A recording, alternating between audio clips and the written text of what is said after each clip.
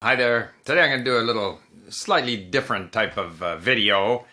We're all, not all, but a lot of people, myself included, are in isolation, locked down, or encouraged to not go out unless we have to, and particularly if you're my age group. And it's a little bit discouraging and depressing to see the news about the number of people who are being hospitalized and the problems at the hospitals and the number of people who are dying and the impact on our economies and so forth. But what I want to talk about today is connectedness, solidarity. So recognizing that a lot of people are now sort of isolated. We started our live streams at LingQ where we encourage people to come and participate in a live stream. We encourage LingQ users to come and participate and share their experiences. I've been doing a lot of interviews with other YouTubers in different languages. You'll see more and more of those. But today I thought I would do more of a conventional video and talk about, here we are in isolation, but ultimately we are connected, all right? The world has always been connected. Now, sometimes you hear people say, this is going to change how we operate. Certainly we've seen countries close their borders. There's talk about countries wanting to become more self-sufficient in their economies and stuff. And I don't think that's going to last very long. I think ultimately we will get back to an interconnected world with some modification. I think for a while people may travel less. But then again, after the Spanish flu of 1918, 1919, people started traveling again. And in those days, travel essentially meant getting on a boat. And we've seen how boats, large boats, cruising ships can be major incubators for various forms of influenza, like the COVID influenza. And yet still people started traveling again. So, the perspective will change as we start to come out of it. And hopefully, with more and more people wearing masks so that we don't spread it as much, with more testing to find out who has had it and who hasn't, both the sort of diagnostic testing and the antibody testing. There'll be new technology. There will be some treatment. Right now, they seem to be very dependent on these ventilators that don't have a very high success rate once the person is in really bad shape. And I think there will be better treatments.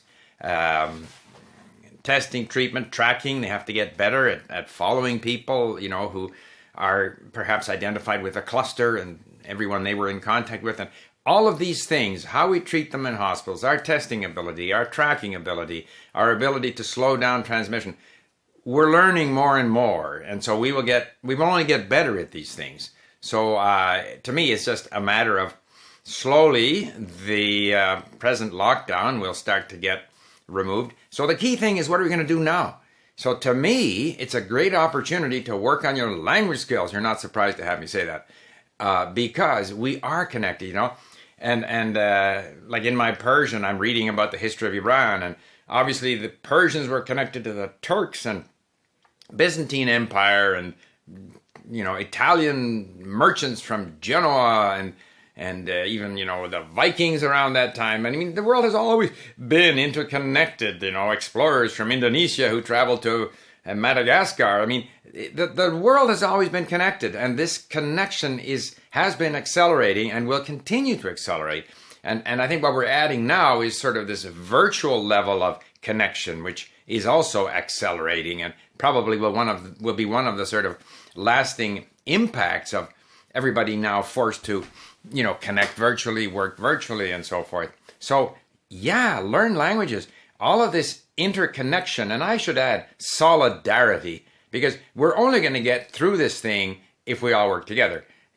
The development of testing. First of all, the experience of different countries and how they, some have been hit worse than others, but there's experience there that's all being shared.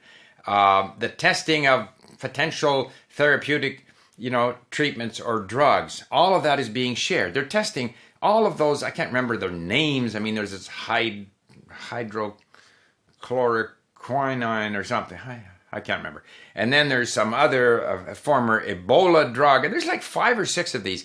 And there are tests going on everywhere, in every province in Canada, in different states in the U.S., in Germany, China, you name it, everywhere. and everything that people are, and this race to find a vaccine and to find faster and better ways of testing. This is all being done in every corner of the world. People are sharing that information.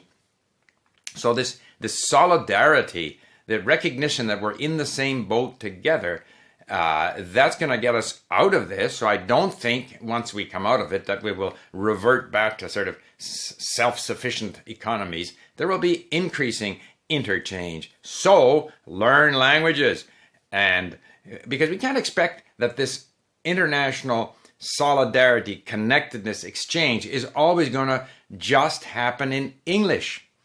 English speakers, in fact, miss out because they miss out on the fun, unless they are, as I assume many of you who are listening to me and who are English speakers, you're into learning languages and you realize just how much of a reward we get from learning them and then having learned them. And so increasingly, I think that we're going to see increasing interconnectedness, not necessarily as much, flying off somewhere at the drop of a hat, which isn't necessarily a bad thing either. And so I think one of the things that we can sort of devote ourselves to in this period of, grim news followed by grim news is to come out of this with something, a breakthrough in one or more languages. So that's certainly my approach. I'm working on my Arabic and Persian. It's a long road, without a doubt. But I was reviewing some of my conversation reports with my LingQ tutors, and it's amazing how much I've learned, even though I very often you don't feel like you're learning anything, but in the end you are. And I'm in no great hurry. Persia's been around for a long time. The Arabic language has been around for a long time. Any other language, like Turkish, that I want to learn later on, it's also been around for a long time. It's not going anywhere. However long I take to learn it is just fine with me. And maybe after that I'll learn some other language and explore different parts of the world, because we are all connected. And that's kind of what I wanted to say today. Thank you for listening. Bye for now.